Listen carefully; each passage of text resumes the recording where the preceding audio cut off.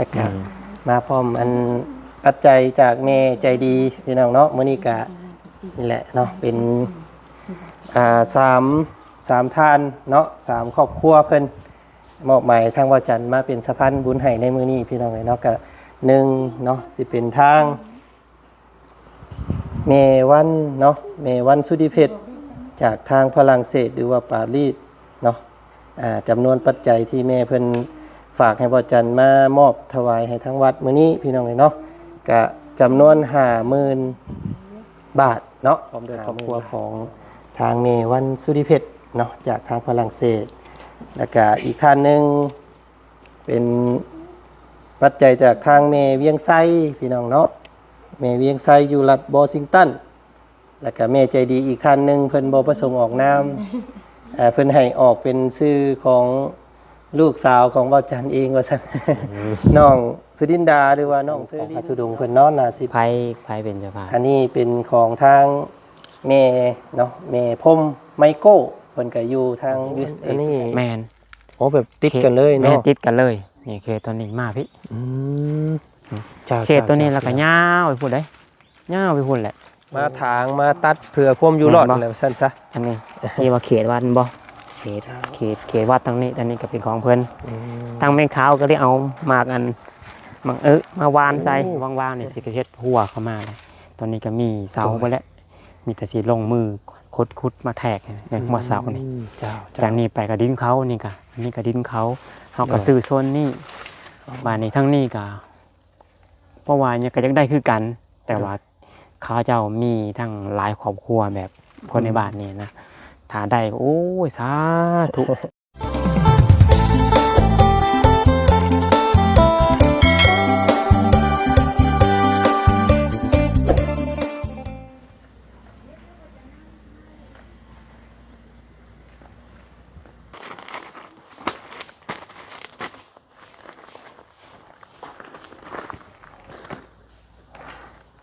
เนาะพี่น้องเอ้ยตัดภาพบรรยากาศมาทางพี่ฮอดวัดฮอดวาเรียบร้อยแล้วพี่น้องเอ้ยเนาะป้าตัวแปลกหูแปลกตาเนาะบ่ได้เข้ามาใกล้มาทัดเป็นเวลาล้นนานพี่น้องเอ้ยเนาะกุฏิหรือว่าพื้นที่วัดเนาะทางถนนหนทางเข้ามาเนาะก็ถือว่าสะอาดสะอ้างประเทศนี้พี่น้องเอ้ยเนาะเอาก่อนอื่นเนาะพี่น้องกับทักทายสบายดีเด้อเนาะสบายดีพ่อแม่พี่น้องสบายดีหมู่เพื่อนเมื่อสู่คู่สู่คนเนาะกับทักทายสบายดีพ่อแม่พี่น้องเนาะลุงป้าเอาหนุ่มสาวเล็กน้อยพี่น้องไงเนาะกะมื้อนี้ทางบ่าวจันเนาะมาเป็นสะพานบุญอันยิ่งใหญ่เนาะพ่อแม่พี่น้องเลยเนาะก็ถือว่ามามอบปัจจัยจากแม่ใจดีเนาะเพิ่นอยู่ฝั่งต่างประเทศเพิ่นแหละพี่น้องเลยเพิ่นเห็นทางซ่องบ่าวเตียงทองเนาะเพิ่นว่าสิระดมหรือว่าสิ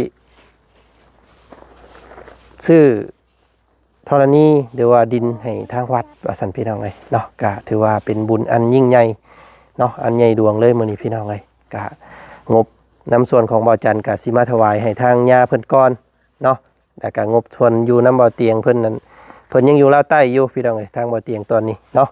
ก็บ่เป็นหยังเนาะมาให้ทางย่าเพิ่นซ้ำที่ทางบ่อจันมีสันซาพี่น้องเอ้ยเนาะก็ต้องขอบมุกขอบใจขอบบุญขอบคุณทาง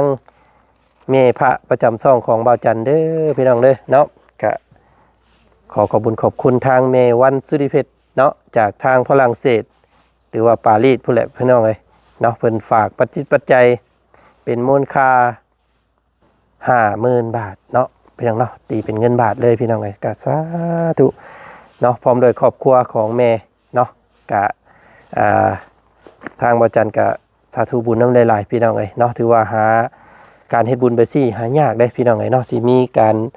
มอบดินให้ทางวัดทางวามอบให้เป็นพระพุทธศาสนาเนาะเป็นที่กราบไหว้ของคนรุ่นต่อๆไปว่าซั่นพี่น้องเลยเนาะสาธุน้ำหลายๆเด้อแม่เด้อเนาะแล้วกับผู้ที่สองเนาะพี่น้องเนาะก็ต้องขอมุกขอบใจขอบบุญขอบคุณทางเมเป็นก่อนเด้อพี่น้องเนาะอ่านสื่อเพิ่นยันสื่อเพิ่นพิษนี่ เมเวียงไส้พี่น้องเลยเนาะจากรัฐวอชิงตันเนาะกะแล้วก็อีกเมท่านหนึ่งเพิ่นบ่ประสงค์ออกนามเพิ่นบอกว่าให้เป็นชื่อของหลานสาวตาลำเด้อว่าซั่นพี่น้องไอ้น้องเซอรินเนาะให้น้องเซอรินเป็นผู้ออกชื่อแทนแม่เพิ่นว่าซั่นพี่น้องเอ้ยเนาะอันนี้ก็โอ้ขอขอบคุณขอบใจทางแม่หลายๆเด้อเนาะแม่เวียงไส้เนาะจากรัฐวอชิงตันพี่น้องไอ้แล้วก็แม่ใจดีที่บ่ประสงค์ออกนามฝากให้ทางน้องเชอพี่น้องไอ้เนาะมาดุมาสบายดีรับเพิ่นจากโรงเรียนเลยพี่น้องเอ้ยก็บ่ได้ใส่ชุดใส่หยังเลยมื้อนี้เนาะรับเพิ่นมาเฮ็ดบุญเนาะเป็นชื่อของน้องเซอรินหรือว่าสุดินดาเนาะชื่อเพิ่นพี่น้องเอ้ยเอาก็สาธุนำหลายๆเด้อแม่เด้อเนาะแล้วก็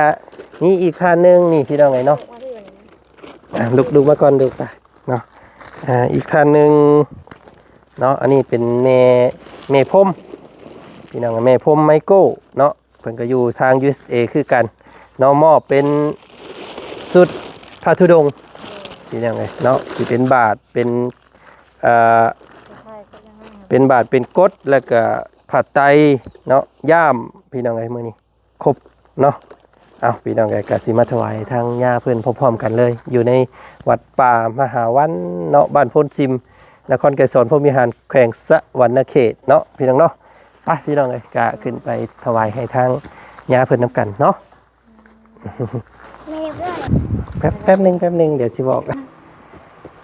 เนาะก่อนอื่นเนาะกราบนมัสการทางย่าเพิ่นก่อนเนาะ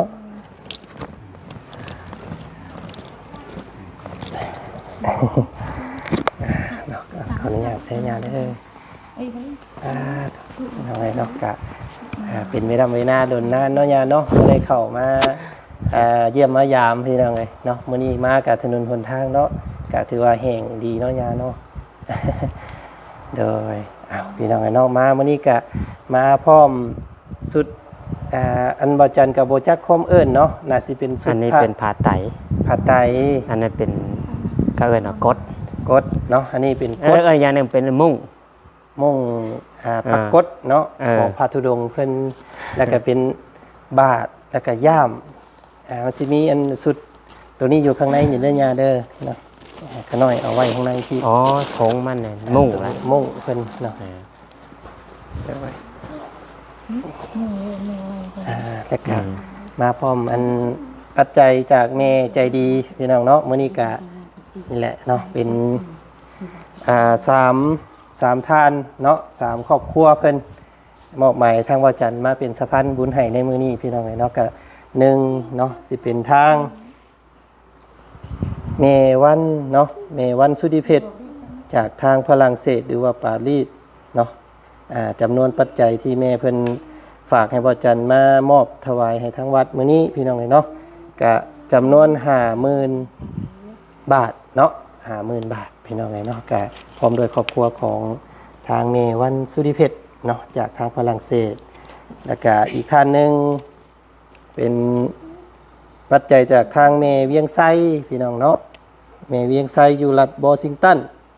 แล้วก็แม่ใจดีอีกท่านหนึ่งเพิ่นบ่ประสงค์ออกนามเพิ่นให้ออกเป็นชื่อของลูกสาวของบ่าวจันเองว่าซั่น น้องสุดินดาหรือว่าน้องเซอรินเนาะเพิ่นว่าฝากให้เป็นชื่อของหลานก็ได้เด้อเพิ่นว่าจำนวนเงิน 10,000 บาทพี่น้องเนาะก็สิมาถวายให้ทางญาเพิ่นสักก่อนเดี๋ยวสาธุ อันนี้เป็นสุดผ้าไตรและก็สุดอันของพระธุดงค์เพิ่นเนาะน่าสิไผเป็นเจ้าภาพอันนี้เป็นของทางแม่เนาะแม่พรมไมโก้เพิ่นก็อยู่ทาง USA คือกันเจ้าเนาะอันนี้เป็นอีกของท่านนึงเด้อเจ้าเนาะยกขึ้นมาได้บ่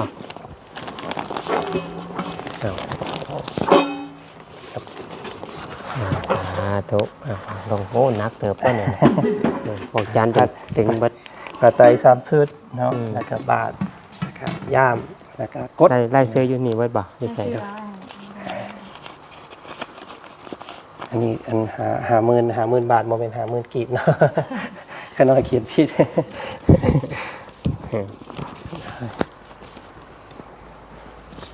มื้อนี้3ครอบครัวเนาะ โดย จากก่อนเนินขออนุโมทนาแม่วันสุริเพชรจากปารีสฝรั่งเศสฝากถวายมูลค่าจำนวน50,000 บาทจำนวน50,000 บาทแม่เวียงไส้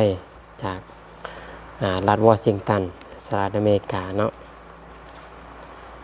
ร่วมๆกันบ่ทั้งหมดนี่บ่ แม่วันนี่ แม่วัน50,000 บาท แล้วก็แม่เลี้ยงไส้ เวียง เนาะ ไส้ 10,000 10,000 บาทเนาะ โดย ถ้าการนางผู้ประสงค์บอกน้ำเนาะ โดย เป็นสามทาน3ครอบครัวที่มาถวายมูลค่าสื่อดินข้างวัดนี่ก็ขออนุโมทนาสาธุนำเดินหลายสรุปเจ้าภาพขออนุโมทนาสาธุขอบอกขอบใจสำหรับทุกอย่างแล้วก็ขออนุโมทนาขอบอกขอบใจทางครอบครัวพ่อบุญจันทร์ที่ โดย เป็นผู้ค้นขวายเนาะแล้วก็ชักชวนแล้วก็เพิ่นได้เป็นตัวแทนเจ้าภาพทั้งหมดมาถวายเนาะจังซี่เด้อทางที่บอกให้ทางพอบุญจันทร์แล้วก็ทางญาติโยมที่เป็นเจ้าภาพเด้อทางแม่วันสุริเพชรก็ดีทางแม่เวียงไส้แล้วก็อีกท่านหนึ่งที่บ่ประสบออกนามก็จังซี่ที่ด้านย่านตมาย่านบ่คนบ่เข้าใจสิ่งที่สำคัญที่สุดนี่ย่านผู้ที่มาร่วมทั้งหมดนี่บ่เข้าใจสิเว้าอีกเป็นเทื่อที่2เทื่อที่3นะเพราะว่าอาตมาก็เคยบอกกับในคลิปของปอกเตียงทอง ตอนนั้นน่ะทายไปนำฝนตกไปนำนะฟังแล้วเสียงมันจังไดอยู่ตอนนั้นน่ะมาตอนนั้นน่ะฝนตกก็สาโกกมาเสียงมันก็บ่ค่อยดีปานใดก็จังซี่สิว่าให้ฟังย่านโยมผู้ที่เป็นเจ้าภาพและย่านเกิดการน้อยใจในภายหลังอยากให้เข้าใจเพิ่มเติมเด้อเจ้าคือเรื่องของเรื่องนะคือเดิมทีทั้งวัดเนี่ยพื้นที่ของวัดมันแคบเนี่ยพื้นที่มันแคบปลูกสร้างอย่างกับบ่ได้หลายอยู่บอนนี่ขึ้นชื่อว่าเป็นวัดป่าเนาะเป็นยังกันยังอยู่นี่มันอ้อมโดยว่ามีแต่ป่าโดยมีแต่ป่าเบิดไก่ป่าสงวนนำนะแต่ว่ามันอยู่บริเวณของบ้านโพนสิมแล้วก็ดินบริเวณนี้ก็มีแต่ดินของญาติโยมบ้านโพนสิมเบิดบ้านในทั้งวัดที่ญาติโยมเพิ่นถวายเป็นวัดนี่นะเป็นวัดแท้ๆเนี่ยมันแคบนะบ้านนี้คือทางกลางคืนมาแหละทางขังวัดนี่แต่ว่าเป็นดินของวัดได้แต่ว่าดินของคนอื่นดินของญาติโยมอยู่ในเมืองถือก็จะตัดคำมาประมาณ6 โมง 7 โมงแล้วอะไรอย่างนี้แหละเสียงจักรตัดไม้ตัดลงเต่าว่าขออนุญาตนั้นซ้ำแข้งซ้ำขาซ้ำบาทนี่ก็มีท่านนี่เขาเฮ็ดตะพวกอะไรเนาะโดยซ้ำนี่ก็มีนะยาแม่นก็เขาไปเลาะเบิ่งได้พอกเตียงไปท้ายอยู่ตัวนั้นเพิ่นมาแต่ขันรีบฟ้าวในพอพ้นตกตัวนั้นก็ได้บ้านนี้ก็เลยทำมาก็เลยล่มทางวิทยาวัจกรว่าได้จังได๋เฮาจะซื้อดินนะว่านะซื้อดินของนี่เอาซื้อไว้เป็นหยังถ้าสมมุติว่าดินส่วนนี้มันเป็นของวัดวาพระศาสนาคนก็แตะต้องบ่ได้เป็นบ่ปอกจันทร์แน่นเจ้าแต่ถ้าว่าบินส่วนบุคคลถ้าสมมุติว่าเป็นดินของปอกจันทร์ได้ซะเขาก็จะเฮ็ดเพื่อนจะเฮ็ดสวนจะเฮ็ดปลูกผักปลูกหญ้าปลูก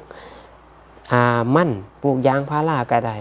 แต่ว่าป่าเนี่ยสิเบิดไปได้แม่นเพิ่นก็ต้องบุกเบิกอันแม่นบุกเบิกเฮ็ดอยู่ทำกินนั่นแหละหรือบ่อยู่ทำกินก็ถ้าเป็นของในเมืองเขาก็คนแถวละแวกนี่เอามาตัดเอาไปขายนะแล้วก็คือเฮาที่ฮู้จักกับชาวพม่าหลายอยู่โซนใดก็ยาขอโทษเด้อทางหลังได้สิพาไปเบิ่งอยู่ทางหลังพุ่นได้สิพาไปเลาะเบิ่งโดยบ้านนี้จังซี่หมอกถ้าสมมุติว่าเป็นของส่วนบุคคลเนาะแต่ถ้าว่าของเป็นส่วนบุคคลอีหลีนะเขาก็จะเฮ็ดปลูกบอนปลูกมันปลูกยางพาราปลูกเฮือนก็ได้ป่ามันก็สิเบิดไปแล้วก็ตามที่บอกจันค่อยเห็นเห็นบ่80 เฮกตาร์ในเกลี้ยงเลยแต่ก่อนนี่ป่าโอ้ใหม่ซ้ำเสานี่เบิดไปตอนนี้เห็นบ่80 เฮกตาร์นี่ต่อไปในทรัพย์สมบัติของบ้านเมืองเฮานี่สิบ่มีแล้วต้นไม้ได้สิบ่มีก็ยังเหลือก็คือวัดและหอบ้านแล้วก็ปราสาทก็สิบ่ยัง สังเกตเบื้องแต่งในใต้หอดเหนือคู่มือนี้ปลูกบ่สร้างเฮือนกับปลูกยางพาราปลูกอ้อยหรือยังก็แล้วแต่สิ่งมันเขาตัดดุดเนี่ยนะเฮ็ดต้มตุรกิยังก็แล้วแต่เบิดไปแต่ว่าอยู่ข้างๆว่านะแต่ว่าโอ้ยจังไหนวะเห็นแล้วก็ถ้าว่ามันเป็นสมบัติของวัดนอกจากพระเจ้าประสงค์จะได้ใส่ซอยอยู่อาศัยแล้วยังจะรักษานำทุกจะปลูกไม้นำแต่ถ้าว่ามาเป็นของวัดแท้ๆบ้านเมืองก็ได้ใช้ประโยชน์นำแม่นบ่บ้านก็มาใช้ประโยชน์ได้มาเมื่อยมันฮ้อนมันเข้ามาสวนโฮมมาวัดว่าพระศาสนามาเล่นมานอนเล่นมาพึ่งปฏิบัติธรรมก็ได้และแถมมียังก็ยังเป็นสมบัติของประเทศชาติอีกต่างหากเป็นบ่ต้นไม้ภูเขายังต่างๆธรรมชาตินี่ยังเป็นของรัฐไหนถ้าเป็นของวัดเนี่ยรัฐก็อยู่ในคุ้มครองบัดนี้ครูบาอาจารย์ก็บ่มีอีหยังดอกเพิ่นก็บ่ได้อยู่ฐานลำพังพระอาจารย์คนเดียวนะที่อยู่ในซ้ำศาลานี่ก็ถือว่ากว้างสุดแล้วแต่ว่าพระอาจารย์มีเพียงแค่รักษาเนี่ยแต่มาเนี่ยคนหนึ่งที่ฮักธรรมชาติฮักต้นไม้ไปเห็นบ้านเมืองอื่นคนอื่นเขาพากันรักษาอนุรักษ์ธรรมชาติสิ่งแวดล้อมเฮาเลยอยากเฮ็ดแบบนั้นอยากรักษาไว้แต่ว่าสิ่งเฮานี่มันพากันทำลายก็เลยอยากจะเอามาเป็นของวัดครูบาอาจารย์ก็จะได้รักษามารักษาดูแลบ้านก็ได้ใส่ซอยวัดว่าครูบาอาจารย์ก็ได้มาสนโฮมผู้นักผู้ปฏิบัติธรรมอยากมาอยู่อาศัยก็ได้และญาติโยมประเทศชาติก็ยังเป็นสมบัติของประเทศชาติอยู่ไผก็ได้ใส่ซอยแต่ถ้าส่วนบุคคลไผจะแตะต้องได้ก็ของเป็นของผู้นั้นแม่นบ่เพราะฉะนั้นแหละอาจารย์ก็เลยว่าเราเดินนี่เฮ็ดจังได๋วะก็ว่ากับวิทยาวัจกรวัดเพิ่นก็ว่าโอ้ยมูลค่าของวัดนี่เบิดได้อาจารย์เฮาก็สร้างกุฏิสร้างห้องน้ำอย่างเบิดแล้วอาตมาก็เลยว่าถ้าจังซั่นนี่ถ้าอาตมาได้มูลค่าไปเทศบ่อนนั้นเทื่อละ10เทื่อละ20ก็ร่วมไว้ได้เท่าเล็กเท่านั้นก็เอาแล้วก็ขอเป็นต่อรองกับเจ้าว่าสิขายบ่นะขายแล้วทางวัดสิซื้อเพื่อบ่ยังดีกว่าถ้ามันเป็นสมบัติของวัดคือเว้านั่นแหละพระอาจารย์ว่าไปเทศบ่อนนั้นเทื่อละ10เทื่อละ20เทื่อละแสนพระอาจารย์สิร่วมไว้มาในทางแม่เพ่งทางวิทยาวัจกรมันก็ติดต่อหาทางปอกเตียงว่าเพราะว่าปอกเตียงเคยบรณาไว้ว่าเพิ่นว่าตาว่ามีคนมาขายดินข้างๆวัดนี่ข้าน้อยจะเป็นเจ้าภาพอีกส่วนนึงเด้ออาจารย์เด้อตามกำลังข้าน้อยให้พระอาจารย์บอกข้าน้อยเด้อเพิ่นแนะนำนะเพิ่นบอกบรณาอาตมาไว้ป่านนี้ก็เลยบอกเพิ่นว่าทางวิทยาวัจกรเหมือนกันแล้วไปแรงงานเพิ่นก็มาถ่ายทำนี่ก็มีญาติโยมเนาะญาติโยมที่มาติดตามนี่ก็ส่งสิติดตามทางพอกันแม่นพอกันสำหรับอันเจ้าภาพที่มาทางเบาจันในรอบนี้พี่น้องเนาะแม่เพิ่นก็ได้รับได้ส้มจากทางช่องของเบาเตียงเนาะเพิ่นว่ายังขาดอยู่ว่าซั่นพี่น้องเอ้ยแต่ว่าปัจจุบันนี้เนาะทางเบาเตียงเพิ่นก็ได้สรุปยอดเรียบร้อยเนาะเพิ่นเอาครบเรียบร้อยแล้วเนาะเป็นจำนวนเงินทั้งเบิดทั้งของเบาจันแน่ทั้งของทางเบาเตียงแน่ก็ครบ400,000 บาทเรียบร้อยว่าซั่นเนาะสาธุสาธุส่วนความกว้างความหอมนี่ก็ทางเบาจันก็บ่ฮู้เนาะว่าเท่าใดเนาะเกือบเฮกตาร์ไปได้ประมาณ5ไร่ปลายเกือบเข้า6ไร่นะเนื้อที่นะเดี๋ยวสิพาไปเบิ่งเนาะเจ้าเดี๋ยวจังพาอันไปย่างเบิ่งธรรมชาติหน่อยนึงเนาะเอาสิบอกให้มันจบก่อนเนาะเพราะฉะนั้นแล้วก็อาตมาก็อยากจะให้บอกให้ญาติโยมเข้าใจในเรื่องนี้อาตมาเนี่ยย่านคนที่บ่เข้าใจนะคนที่เข้าใจแล้วทำบุญไปแล้วเขาก็บ่คิดอีหยังได้ทำบุญไปแล้วเขาก็บ่คิดหยังแต่เป็นบุญเป็นกุศลไปสาธุแล้วไปคนบ่เข้าใจเนี่ยไปวิพากษ์วิจารณ์ว่าสารพัดสิเป็นบาปย้อนคนที่คนหนึงเขาทำบุญโดยจิตที่เป็นกุศลอยากสละอยากหายอีหลีนั่นแล้วก็พานทางบ่พอกจันนี่นั่นแล้วก็พานเพิ่นอื่นๆอีกนะเขาก็บ่คิดอีหยังแต่คนที่บ่ฮู้อีเรื่องอีหยังนี่มาเว้าวิพากษ์วิจารณ์ไปคือมื้อนี่มันเป็นโลกเสรีเนาะเว้าสารพัดอย่างอยากเว้าอีหยังก็เลยเว้าบ่ฮู้ไปที่มาที่ไปอีหยังอีโนอีเนอีหยังเป็นบาปย้อนเด้แล้วก็เวลาถวายนี่ทำไมอยากจะว่าบ่แม่นน่ะถวายเจาะจงพระอาจารย์เด้อให้เคยสว่าถวายเจาะจงสงฆ์ในที่นี้ก็ว่ามาพระสงฆ์ในโลกนี้เนี่ยเขาหน่อยขอถวายพระเจ้าพระสงฆ์ในโลกนี้ทั้งหมดที่มีอยู่ในโลกนี้ว่าแม่นถวายพระอาจารย์แต่ถวายพระอาจารย์มันก็ให้บุญในน้อยมันก็ซ้ำบ่ตายขี้เล็บนี่ แต่ถวายเป็นของสงฆ์เนี่ยบุญนับประมาณบ่ได้นะบุญกุศลที่เกิดจากการถวายดินนี่ถวายเสนาสนะที่อยู่อาศัยนี่เพิ่นว่าได้บุญทางกลางเว้นและกลางคืนหรือว่าได้บุญทางตลอด24ชั่วโมงนี่เพราะอีหยังถ้าเฮามาถวายดินแหละปลูกสร้างกุฏิวิหารสร้างห้องน้าปลูกต้นไม้อีหยังต่างๆศาสนาว่าสิ่งคนก็จะใส่แม่นบ่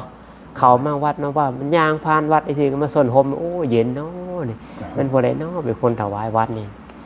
เขาก็ได้บุญกุศลนำเขาก็อนุโมทนาบ้านนี้ได้บุญฮอดมื้อใดได้บุญฮอดปุ้นแหละจนกว่าศาสนาของพระพุทธเจ้าจะเบิดไปอีกผู้จน5,000 ปีพุ่นแหละเนี่ยอีกจักปีแต่ในขณะนี้ในช่วงที่ยังบ่ทันได้เบิดอยู่ยังเป็นดินวัดอยู่ญาติโยมผู้ที่เป็นเจ้าภาพก็ได้บุญอยู่ตลอดได้บุญได้กุศลตลอดนั่งอยู่ก็ได้บุญนอนอยู่ก็ได้บุญตีลังกาอยู่ก็ได้บุญนะย้อนเด็กดิ่งอยู่ก็ได้บุญนะครับเพราะไอ้หยัง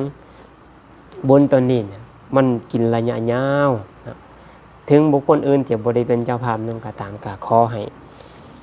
อนุโมทนาสาธุขอให้ชื่นชมอนุโมทนาขอให้ข้าพเจ้าได้ส่วนบุญกุศลนำนี่ก็ตั้งกัลยาณจิตไว้เนาะก็ขออนุโมทนาสาธุนำทางครอบครัวพอกจันทร์ที่เป็นสะพานเนาะเป็นสะพานบุญให้ผู้ที่ชักชวนก็ได้บุญกุศลได้พอกจันทร์ได้คือกันเพราะอย่างน้องดาวพุทธเจ้าเพิ่นว่าคนบางคนในโลกนี้เวลาเฮ็ดบุญเฮ็ดคนเดียวแต่ว่าบ่ได้ชักชวนคนอื่นเฮ็ดบุญเพิ่นว่าคนประเภทนี้เกิดขึ้นมาจะเป็นคนที่ร่ำรวยคนเดียว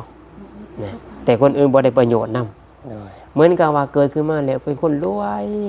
มีเงินมีทองของกินของใส่แต่ว่าบ่มีลูกบ่มีเมียนี่มีเมียแต่ว่าบ่มีลูกบ่มีญาติพี่น้องนะรวยอยู่คนเดียวเฮาก็เห็นว่าบ้านเมืองเฮาบางคนนี่มรดกเต็มบ้านเต็มเมืองเต็มเพื่อนแต่ว่าบ่มีลูกนะนี่ก็มีย้อนหยังเคยเฮ็ดบุญไว้แต่ว่าบ่ได้ชักชวนก็ได้บุญนะคนประเภทนี้ประเภทที่2นะคนบางคนเวลาเฮ็ดบุญชักชวนกันตะกูลเฮ็ดบุญไปเด้อไปให้เฮ็ดบุญไปให้ท่านไปรักษาศีลเจริญเมตตาภาวนาไปฟังเทศน์ฟังธรรมบ่อนนั่นบ่อนนี่แต่ว่าเจ้าของบ่เฮ็ดได้บัดนี้ชักชวนคุณเฮ็ดบุญอยู่แต่ตัวเองบ่เฮ็ดบุคคลประเภทนี้เกิดขึ้นมาจะเป็นคนที่มีญาติพี่น้องหลายมีพรรคมีพวกหลายไปทางไหนก็มีไปว่าไหนก็มีเวลาตรกรรมลำบากหยังมาก็มีคนมาซอยมีคนมาดูแลมาใส่ใจมาเบิ่งมาแย่งนะย้อนยังบุญกุศลที่การจักส่วนจากคนอื่นนี่แหละแต่ว่าตัวเองเป็นคนทุกข์บาดนะเขาก็จะเห็นบางคนมีญาติพี่น้องหลายมีพวกมีพรรคมีพวกหลายแต่ว่าเป็นคนทุกข์นะ3นะคนบางคนตัวเองก็บ่ได้เฮ็ดถ้าก็บ่ได้จักชวนก็ได้ให้บุญเกิดขึ้นมาแล้วขาดญาติพี่น้องขาดมิตรขาดบริวารเบื่อบางคนเกิดมาเป็นกำพร้าไปสินะหรือบ่มีญาติพี่น้องโตละกรรมลำบากตัวเองก็ทุกข์ยากเวลาเป็นหนี้เป็นชิ้นเป็นทุกข์อีหยังมาหาคนใดซอยบ่มีคนซอยนะโตละกรรมลำบากบ่มีผู้ใดซอยเหลือเลยเพราะหยังบ่มีบริวารถูกตัวถูกต้มถูกคดีอีหยังต่างๆก็บ่มีผู้ใดซอยย้อนว่าบ่เคยชักชวนคนบุญและตัวเองก็บ่เฮ็ดประเภทที่4ตัวว่าตัวนี้สำคัญคนบางคนเฮ็ดบุญด้วยตนเองแล้วก็ได้ชักชวนคนอื่นให้บุญนำบุคคลประเภทนี้เกิดขึ้นมาแล้วจะเป็นผู้ที่มีบริวารหลายตัวเองก็เป็นคนร่ำรวยเห็นบ่บางคนมีเงินมีทองมีฐานะดีแต่ว่า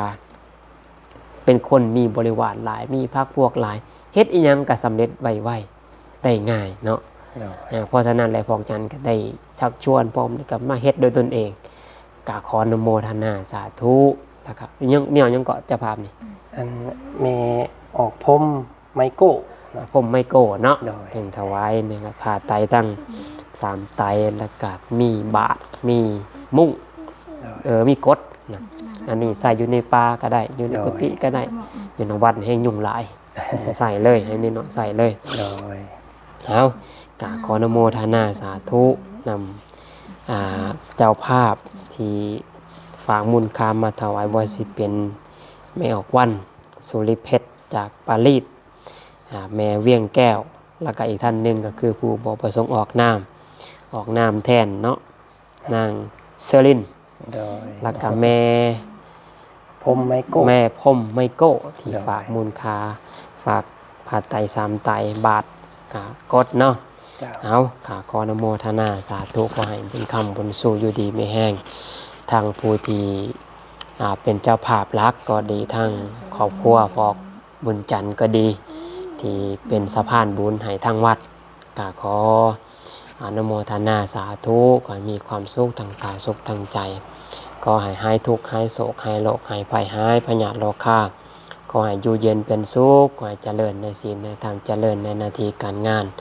ค้าขายง่ายมือประกอบกิจการทุกอย่างก็ขอให้ประสบผลสำเร็จขอให้ร่ำให้รวยมั่งมีสีสุขมีเงินมีทองของกินของใส่เบิดบ่อยาก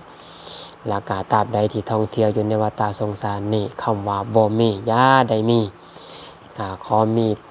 ลากาจงคบแต่สัตตบุรุษฟังธรรมสัตตบุรุษฟังธรรมของสัตตบุรุษแล้วก็ขอหูแจ้งจริงในหลักคำสอนของพระสัมมาสัมพุทธเจ้าแล้วก็เมื่อมีโอกาสก็ขอให้เขามาประพฤติบัติปฏิบัติธรรมเพื่อจะนำตนของตนให้พ้นจากทุกข์ถึงสุขอันไพบูรย์กล่าวคือมรรคผลนิพพานในบ่ช้าบ่นานจงทุกท่านทุกคนด้วยเถิดเอาพรเด้อบัดนี้เด้อเป็นภาษาบาลีเด้อสาธุอิจิตังปฏิตังตุยหังคิปะเมวะสมิสตุสัพเพปุเรนตุสังกปาจันโทปนะระโสยะถามณิโชติระโสยะถาสัพพิติโยวิวัชชันตุสัพพะโรโควินัสสตุมาเตภวัตวันตารายโยสุขีทีขายุโกภวะอภิวาทนาสีลิสานิจังวุธาปจายโนจัตตารโอธรรมาวาทันติอายุวันโนสุขังพระลังทุกขปตาจานิทุกขาปยปตาจานิพายาโสกัปปตาจานิโสกาโหนตุสะเปปิปานิโนเอตาวตาจะอัมเบหิสัมปะตังปุญญาสัมปะตังสัพเพเทวานุโมทันตุสาธุพี่น้องเนาะก็ถือว่ามาถวายปัจจัยจากทางเมเนาะก็ทางส่วนทางเจ้าภาพรักเลยเนาะเป็นของทางเมวันสุริเพชรนี่พี่น้องเนาะเพิ่นว่าตั้งใจเนาะตั้งใจอยากเฮ็ดบุญรูปแบบนี้ดนแล้ว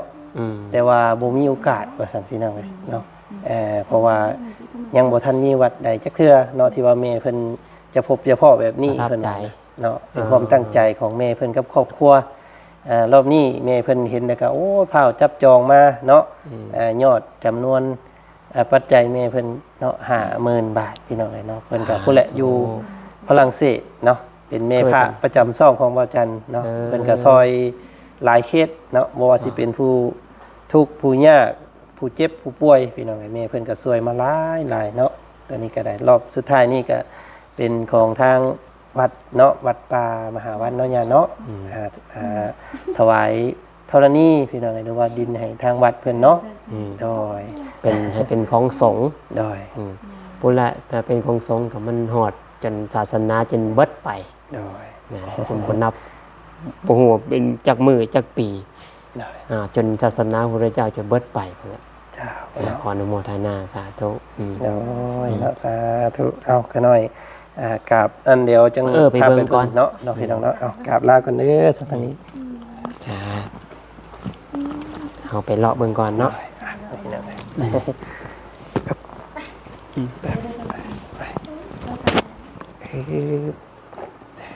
ขอบใจทางนี้หน่อยเด้อเวลาเฮากวาดนะโดยเวลาขี้ฝุ่นใบไม้ตกอย่างมากเฮาก็กวาดเอาไม่กวาดมันจะสะอาดจังแล้วมันก็เย็นได้กลางคืนมาอากาศเย็นโอ้โดยพี่น้องเนาะมาตั้งแต่ช่วงแต่ป่ายังเดิมๆตะกี้พุ่นเนาะแต่ว่าทาง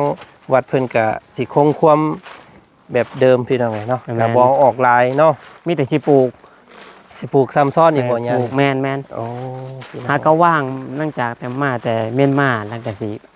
ว่างๆนี่ก็สิพาเพราะว่าสิมันสิเข้าหน้าฝนแล้วก็สิจะสิพาปลูกต้นไม้นะโดยก็สิหาต้นไม้มาพี่น้องเนาะหลังจากถวายปัจจัยจากแม่ใจดีเรียบร้อยเนาะกับทางญาเพิ่นสิพาไปเบิ่งพื้นที่ที่จะถวายเนาะให้ทางเป็น ธรณีสงฆ์พี่น้องเอ้ยเนาะก็ถือว่าเกือบ5 ไร่เพิ่นว่าเนาะคิดเป็นไร่แต่ว่าบ่จันบ่ค่อยฮู้เรื่องไร่เรื่องเฮกตาร์ปานใดพี่น้อง เออโตอันนี้ก็ยังบ่ทันได้นำใช้เนาะกำลังต่อเติมเป็นพวกกะโหลติดกะโหลพี่น้องเอ้ยแล้วก็ใกล้แล้วตัวนี้ก็เนาะใกล้แล้ว อันนี้จริงอุปกรณ์ยังครบหมดแล้วแต่ว่าค่าสร้างเพิ่นยังบ่ทันเฮ็ดทางบานประตูอีหยังต่างๆยังก็ครบหมดแล้วอันนี้นะ เจ้า มีแต่สร้างเพิ่นนั่นไปเพิ่นเมื่อกี้เนี่ยเพิ่นไปเฮ็ดกุฏิทางผู้ทางข้างๆวัดทางผู้เฮ็ดกุฏิอันเฮ็ดหลังคากุฏิญี่ปุ่นแม่นหลังจากแล้วตอนนั้นแหละเพิ่นจะมาต่อเฮ็ดกาโลนแล้วก็ในครบหมดแล้วอุปกรณ์น่ะ เจ้า หลังจากใช้แล้วก็ถือว่าแล้วแหละ รอแต่สร้างเพิ่นมาลงมือเนาะ แม่นอุปกรณ์นี่ก็แล้วบ่แล้วตอนนี้ อืม ครับทำได้ไปได้เติบอุปกรณ์ เดี๋ยว ทางวัดเพิ่น เดี๋ ก็ ยว ทางวัดก็ใส่ซื้อมาครบหมดแล้ว นี่เนาะเป็นต้นหมากไม้หมากตอกพี่น้องยังเป็นธรรมชาติเลยเนาะนี่ปากแนวกินได้แนวนั่นก็มีเบิดพี่น้องเลยเนาะ อันนี้สิเด้อพอกจันทร์ เจ้า อันเคนนี่เป็นเคนวัด เจ้า นี่ เคนนี่เป็นเข อ๋อ ต อันเขตวัดตอนนี้ แม่น ยัง เขตวัดนี่คือเฉพาะตัวที่ถางนี่ โอ้ บ้านนี้ทรงที่เฮาจะซื้อตัวนี้ได้ โอ้อันนี้ แมน โอ้แบบติดกันเลย แม่ เนาะ นติดกันเลยนี่เขตตัวนี้มาพี่ อืมจ้า เขตตัวนี้แล้วก็ยาวไปพุ่นได้ยาวไปพุ่นแหละ โอ้ แต่มากันยัง4จุดแบบบ่ถูกเดี๋ยวเพราะว่าอันหลังจากมาแล้วสิให้ทางงานกรมที่ดินเพิ่นมาลายให้นะว่าเขตของกระเจ้าเจ้าพุ มา เขาไปไหนพูดเขาไปไหนพูดแล้วก็ย่าวไปพูดได้ โอ้ แต่ว่าบ่สามารถที่จะจุดจี้แบบ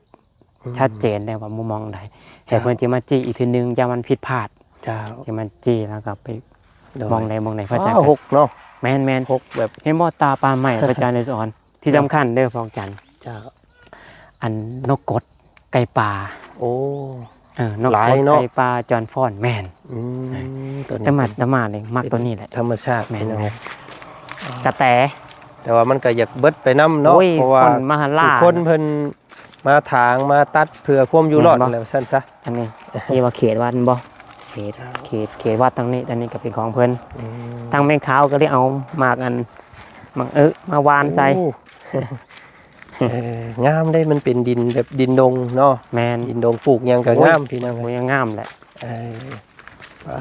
ตัวพวกสามารถย่างเข้าไปเบิ่งได้เนาะมันหกแห้ง โอ้ยมันหกไปบ่ได้ มันยังเป็นป่าแบบว่าแบบดงดิบนะพี่น้องเอ้ยเนาะ อืม ยังแบบหกยามเฮ็ดยามหอนนี่ก็สิบ่เว้าได้นี่ออกเฮ็ดปวก เฮ็ดปวกหลาย ป่า เฮ็ดปวกหลายเด้ โดยอันนี้เป็นทางเขตทางวัดเพิ่น อืม พี่น้องเราเพิ่นทางแล้วเนาะเอาพี่น้องเลยกะบัดเพิ่นถักทางไปเขตไปแล้วจังมาย่างเบิ่งอีกรอบหนึง แม เนาะ นให้เพิ่น ต มา อนนี้ยังย่างบ่ได้ให้ทางกรมที่ดินเพิ่นย่างเป็นพอร์ตไปก่อน แมน แต่เขาจังมา เพิ่นสิมาทางแล้ว เบิ่ง ให้เป็นทางเลยบัดนี้สิมาทายอีกทีนึงให้มันเห็นเนาะ โอ้พี่น้องเลยเนาะหกแห้งธรรมชาติดี โอ้ยถ้าบ่แม่นวัดนี่เบิดแล้วนี่นะพอกจันทร์ อืม พระอา ไม่ จารย์ สำนีผู้ดีเลยเห็ดทานเด้นี่ ทานเอ้ย พระอาจารย์น่ะย่านเพิ่นก็จะมาตัดก็เลยเอาไม้มา อืม มัดผ่ามามัดไว้นี่ เจ้า ลงเตานี่เบิดแล้วนี่นะ โอ้ยพี่น้องเลยแม่นเลย หมักไม่หลายเห็นบ่หมักยางเห็นบ่ อันนี่หมากยังก่อน หมักยาง โอ้พี่น้องนี่ กินได้แซ่บๆเนี่ย ได้กินหมากกินผลเด้พี่น้องเลย ถ้ายังไม่เอาได้เลยนะ อุ๊บโอ้พี่เนาะ เห็นบ่ต้นดูนี่เบิ่งเบ้นี่ อืม ก้อนนานเน่นี่เห็นบ่ซ้ำกระโตตะมานี่บ่ก็จะตัดแล้วมันโดนแล้วนี่ขึ้นมาเขาก็ตัดนี่ถ้าบ่อยู่ใกล้วัดนี่เบิดนี่นะ ตัวนี้ก็สิเบิดคือกัน ต้น เนาะ ดูนี่แม่น โอ้อันเป็นทางรถไถนะเนาะเฉพาะชาวบ้านเพิ่นเข้ามาแก่หันแก่นี่ได้นี่ เขาจะมาตัดใหม่ โอ้ เนี่ยทางเขาจะทอมาตัดใหม่นี่แม่นเลยกลางคืนมากับพานนี่แหละถ้ามา อันเอาง่ายเขตวัดนี่เบิดเท่านี้เนาะยา แม่ เนาะ นเขตวัดน่ะซ้ำนี่แม่น แล้วก็ไปพุ่นเนาะ แม่น อ๋อ ตั้งแต่เขตพูนไป เออ มาแล้วพระอาจารย์ว่างๆในสิกเฮ็ดหัวเข้ามาเลยตอนนี้ก็มีเสาไปแล้วมีแต่สีลงมือโค ขุดมาแทกเนี่ยหัวเสานี่ เจ้า จากนี้ไปก็ดินเขานี่ก็อันนี้ก็ดินเขาเขาก็ซื้อโซนนี่บ้านนี้ทั้งนี้ก็เพราะว่าเนี่ยก็ยังได้คือกัน แต่ว่าเขาเจ้ามีทั้งหลายครอบครัวแบบคนในบ้านนี่นะถ้าได้ก็โอ้ยสาธุเพราะว่าอันยังจะรักษาป่าไปว่าเลย โดย บนนั่นเขาก็สิมาเฮ็ดเพื่อนแล้วนี่นะ กูช่วงพระอาจารย์สิไปเมียนมาเขาก็เอารถแมคโครสิมาดุดแล้วนี่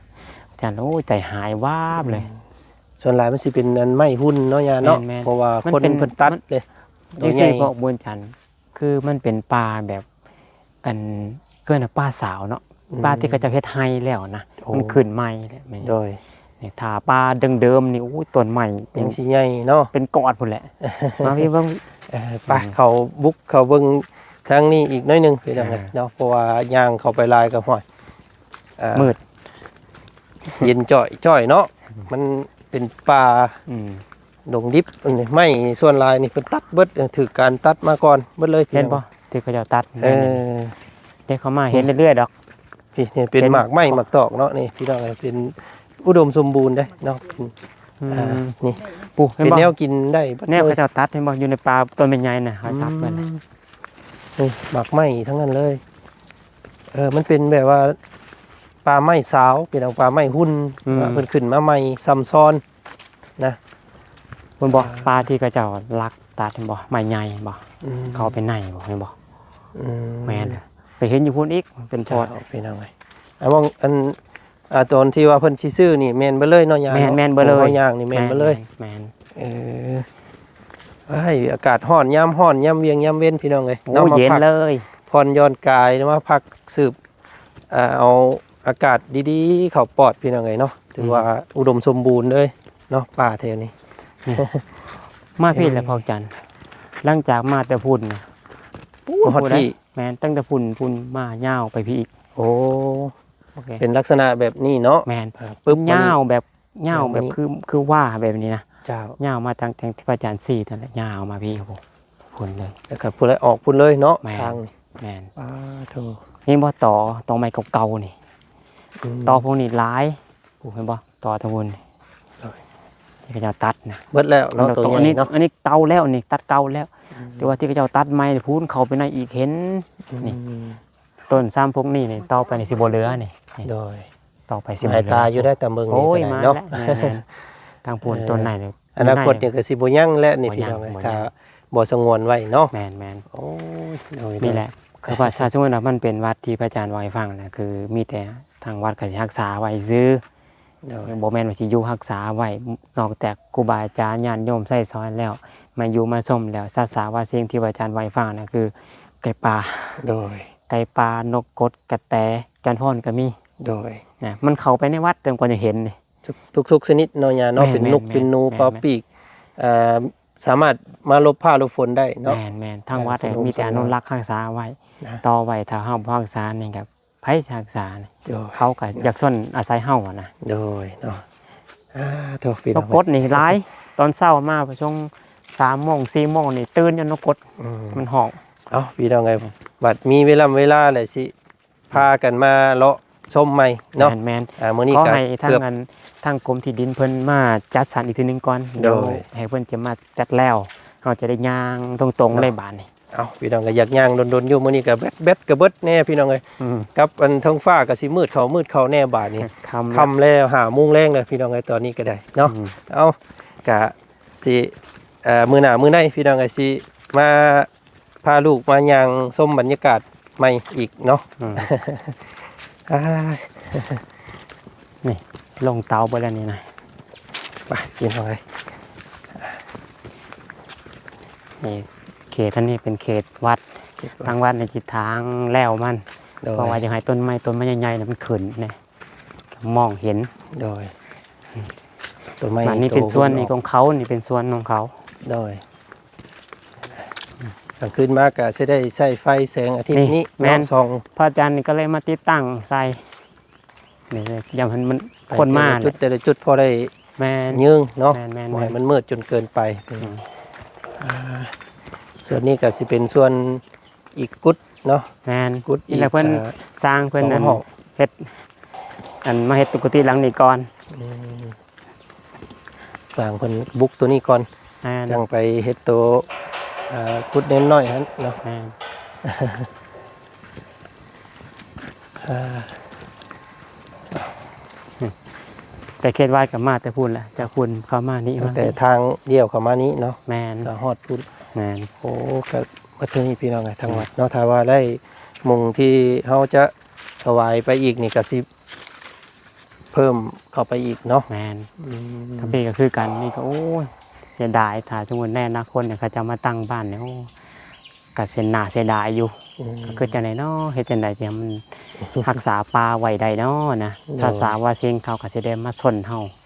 อันนะมากับหน้าเสียดายอยู่ตัวนี้นะ อืม ย่านนี่เป็นมือใดมือหนึงก็จะมาตั้งเฮือนใส่ โดย หรือว่ามาเฮ็ดสวนหยังมานี่นะป่าเป็นตาอยู่เด้เป็นตาคักนี่ก็ได้ หาเฮ็ดหาฮอนเนาะ แม่ ส น บายยามนั้นเฮ็ดปวกหลายพี่น้อง เฮ็ดพวกนี่หลาย บ่ต้องห่วงนั่น เพ น่ะ ราะว่า เฮ็ เฮ็ ด ดปวกมันสังเกตเบิ่งโพนเนาะ แม่น มีโพนปวกหลายๆนี่เฮ็ดปวกนี่บ่ให้เว้าเลย ฮู้จักนี่แล้วจ้ะ เออเอาพี่น้องเอ้ยอันนี้ ส่วนนี่ว่าจังก็มาเฮ็ดไม้ที่ตัดเกี่ยมบ่เฮ็ดกุฏิไม่ขาวนั่นแหละ โดย ก็เลยมางเอาก็เลยเอาใหม่มาเฮ็ดเสาโซลาร์เซลล์ใส่กลางคืนมันก็สว่างหุ้งเบ่เลยแถวนี้ โดยเอาพี่น้องเลยพามาย่างเบิง อืม เขตวัดเพิ่นเนาะวันนี้เนาะกะวัดป่ามหาวันเด้อพี่น้องเนาะกะกำลังสิถวายเท่านี้พี่น้องเลยเนาะก็ต้องขอมกขอบใจทางเมวันเนาะเมวันสุริเพชรเมพระประจำซ่องของบอจันโดยตลอดมาเนาะตั้งแต่2-3 ปีแล้วพี่น้องเลยผู้จักกับเมเพิ่นก็ซอยสนับสนุนซ่องบอจันโดยตลอดมาเนาะ มื้อนี้ล่าสุดก็มาถวายปัจจัยเนาะ50,000 บาทพี่น้องเลยให้ทางวัดเนาะมอบดินมอบร้อนส่วนผมส่วนเงาพี่น้องเลยเท่า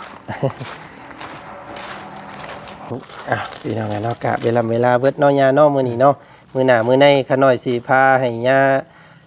พาส้มป่าใหม่อีกเนาะ ได้ มื้อนี้ค่ำแล้วพี่น้องเลย อีก 2-3 มื้อเพราะว่ามาแต่เมียนมาหาก็ได้ฮอดวัดมื้อนี้ โอ้ ก็มา ทาง แต่ ย่าไปประเทศเมียนมาพุ่นบ่ แม่น โอ้ ไปเมียนมา7-8-9 มื้อ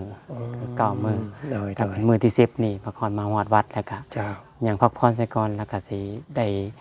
ดำเนินเส้นเอกสารทางในบ้านทางเพิ่นในกรมที่ดินแน่เอิ้นมาว่าเป็นสักขีพยานแล้วก็ทางหลังจากเซ็นสัญญาแล้วมือครบแล้วมีการซื้อจ้างขายกันเรียบร้อยแล้วบัดนี้ก็ทางสินัดกันอีกเทื่อนึง โดย แล้วก็ถ้าเป็นไปได้ก็ให้ทางพวกบุญจันทร์ เจ้า มันต้องมาร่วมนำเพราะว่าให้ญาติโยมทางไหนได้ฮู้ได้เห็นแล้วก็ผู้ที่บ่ได้เป็นเจ้าภาพก็ขอให้ได้อนุโมทนา โดย แล้วก็สิได้เชิญทางบ้านนี้ทางพ่อบ้านเพิ่น เจ้า ทางกลุ่มเพิ่นน่ะมาร่วมนำเป็นสักขีพยานแล้วก็โยมทางไหนก็อนุโมทนานำอีกเทื่อหนึงเนาะ โดย ครับ ก็ ขอ ยิน ซ้ำ ดี นี้ก่อน เนาะ อันนี้ก็เห็นแบบคร่าวๆซะก่อนเนาะ โดยพี่น้ แล้ อ ว ง สิทับเฮ็ดเอกสารเซ็นสัญญากัน อันนี้ตกลงกันเรียบร้อยแล้วแต่ว่ายังบ่ได้เป็นลายลักษณ์อักษรเป็น เจ้าเจ้า เป็นกิจลักษณะแล้วก็อีกเทื่อหนึงถ้ามันแล้วจังไดก็สิแต่เอิ้นมาเนาะมาลมกันอีกเทื่อหนึงมาทายอีกเทื่อหนึงให้โยมทุกเป็นเจ้าภาพจะได้เห็นแล้วก็ได้ปลาบปลื้มใจเนาะ โดย อนุโมทนาเขาบอกเข้าใจเจ้าอีกเทื่อหนึงเด้อนั่งเจ้าภาพผู้ที่ร่วมถวายมูลค่ากันดีก็อนุโมทนาแล้วก็เขาบอกเข้าใจทั้งพอกบุญจันทร์ โดย นะแล้วก็ทั้ง FC ของพอกบุญจันทร์ที่ได้ติดตามมาตลอดแล้วก็เบิ่งการเปลี่ยนแปลงของวัดอยู่ตลอดเนาะก็อนุโมทนาสาธุเขาบอกเข้าใจทุกอย่างเด้อ โดย สาธุ ยินดีและดีใจเด้อขาน้อยก็ได้เนาะพี่น้องเนาะที่ได้เป็นภาคส่วนหนึ่งในการถวายดินในรอบนี้เนาะพี่น้องเนาะเอามื้อนี้ขาน้อยขอกราบลากันเด้อยาเด้อ สาธุ กราบนมัสการ อยู่ดีมี เนาะ แรง พี่น้องเนาะอยู่เล อยู่ดี ย มีแรงเดินทางปลอดภัยเด้อ เจ้าพี่น้อง สาธุ เนาะไปเนาะกะโอเคพี่น้องไอ้เนาะมื้อนี้กะพาไปเยี่ยมไปยามไปเบิ่งไปส้มพื้นที่ดินหรือว่าธรณีเนาะที่จะถวายให้ทางวัดเพิ่นก็ถือว่าอุดมสมบูรณ์พี่น้องก็เต็มไปด้วยผลอยากมากไม้เนาะสัตว์สาว่าสิ่งคือหลังหญ้าเพิ่นว่าแหละเนาะพี่น้องเนาะก็ว่ามอบดินมอบดอนมอบพื้นป่าให้ทางวัดนี่ก็สิเป็นที่ ส้นเศร้าของสัตว์สาวาสิ่งไก่ทุกสิ่งอย่างแหละพี่น้องเอ้ยสิ่งที่มีชีวิตเนาะก็รวมทั้งต้นไม้ผืนป่าก็บ่อยากให้ทางชาวบ้านเพิ่นตัดว่าซั่นพี่น้องเอ้ยเนาะก็สิอนุรักษ์ไว้ให้เป็นของพระสงฆ์เนาะบ่แม่นของบุคคลใดคนหนึ่งเป็นพระสงฆ์บ่ว่ารุ่นใดและว่าซั่นซะพี่น้องเอ้ยเนาะตราบนานเท่านานเนาะจะอยู่ในบ้านเฮาเนาะพี่น้องเนาะก็อยู่ในพระพุทธศาสนาเป็นทิ้งกราบไหว้บูชาของคนรุ่นต่อๆไปว่าซั่นซะพี่น้องเอ้ยเนาะก็สาธุบุญนำแม่วันสุริเพชรเด้อพี่น้องเนาะก็พร้อมโดยครอบครัวเพิ่นอยู่ทางฝรั่งเศสเนาะเป็นเจ้าภาพมื้อนี้ 50,000 บาทเนาะแล้วก็ต้องขอมุกขอบใจขอบุญขอบคุณไปทางแม่เวียงไส้เนาะอยู่รัฐวอชิงตันพี่น้องเอ้ยเนาะแล้วก็แม่ใจดีที่บ่ผู้ส่งออกนามฝากให้ทางน้องเชอร์หรือว่าน้องสุรินดาเนาะเป็นเจ้าภาพในมื้อนี้ว่าซั่นพี่น้องเอ้ยเนาะก็แล้วก็ขอบุญขอบคุณทางแม่พรหมไมโก้เนาะมอบสุดพระธุดงค์เนาะบ่ว่าสิเป็นกฎบาทผัดไตย่ามมื้อนี้พี่น้องไงเนาะก็ถือว่าครบสุดก็ขอมกขอบใจขอบุญขอบคุณเบิดสุขุสุคนนำที่ติดตามรับชมบ่ซอยปัจจัยเนาะซอยไล่ซอยแซ่ซอยเบิงบ่จันก็ซ้ำเฮ็ดบุญนํกันเนาะพี่น้องเด้อได้กุศลได้อานิสงส์ได้ผลบุญนํกันเนาะเบิดสุขุสุคนนำพี่น้องเนาะมื้อนี้ทางบ่จันเบิดเวลาพอกันใหม่คลิปหน้าคลิปนี้ไปแล้วพี่น้องเอ้ยสบายดีสวัสดีมื้อหน้ามาพอกันใหม่เนาะ